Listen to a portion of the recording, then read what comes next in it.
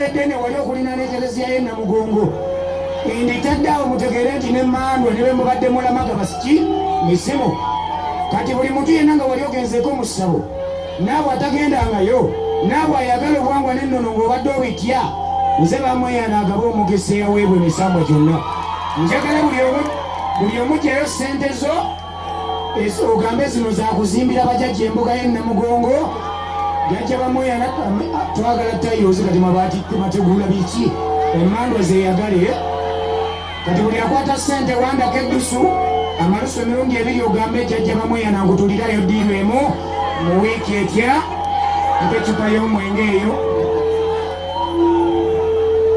siita Mandwa nga sinako obulamu mpe ekkuba mumpe nekkuba wali n'eri ennyuma bayo era nga bwenjiwa omwenge guno abalonga emizimu amayembe lwale n'emisambwa lonchi yange tudde kuno yanga 5 gw'omunana ku kalende Makindye okuyingira omutwalo gumu VIP emitwalo 3 emeza emitwalo 5 buli muzzukulu wamwe yena agenda okujja mu lonchi imbakoowola mumuwa omukisa olwaleero mu wiiki emu afuna eddiiru ya ssente imbagabudde abakitaka kya Nawansi munywerawo temunywera kujjoba bakama bange mulinnye bazzukulu bammwe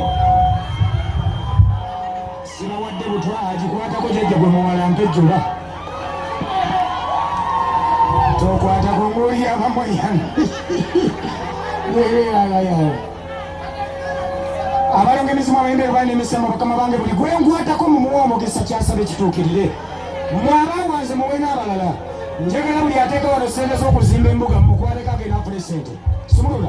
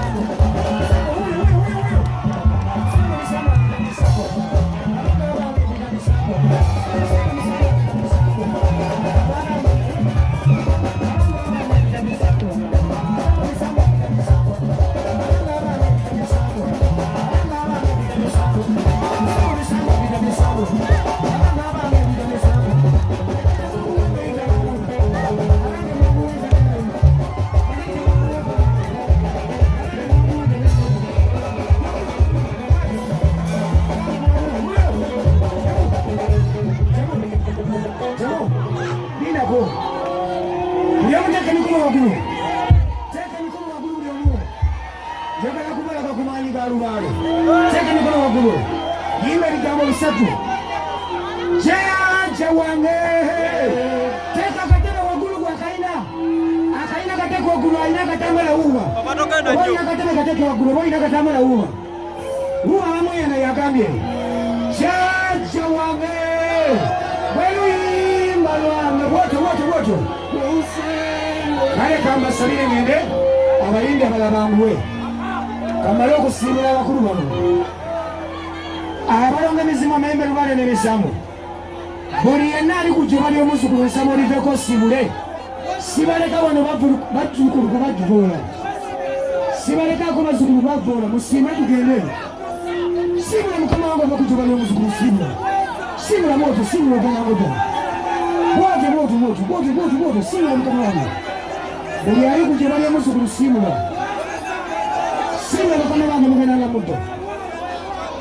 Mpola Saalongo mpola jjajja. Oyo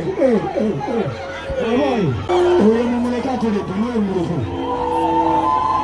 Kanakamugamu mukama wange Saalongo gusinze. Abazzukulu tebagoya siibula tuve wano.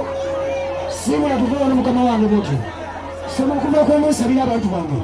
Buli ayagala essaala eno teeka emikono waggulu gwone. Njagala abamulisize mwenda mufune okumanya n'okutegeera mutegere buwangwa n'ennono. Biri n'abamazima n'ebidde ku buwangwa n'ennono.